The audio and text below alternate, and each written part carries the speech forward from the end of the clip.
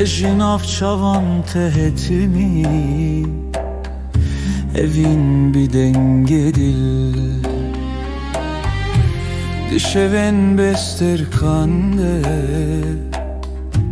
tu buyrojem.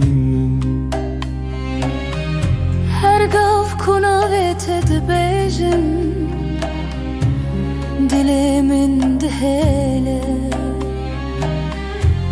Tuaha dilimin, tu strane jiyanemin. Gözlerinde buldum ben kaybolan hayallerimi. Sessiz gecelerde duydum kalbimin sesini. Adını fısıldar rüzgar, dokunur ruhuma.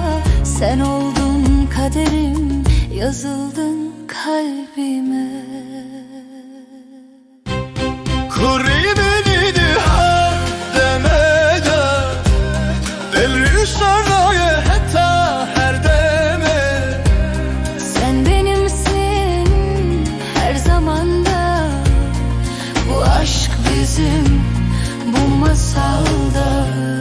Kuribini dihar demeden, devri saraya hatta her deme. Sen benimsin her zamanda, bu aşk bizim bu masalda.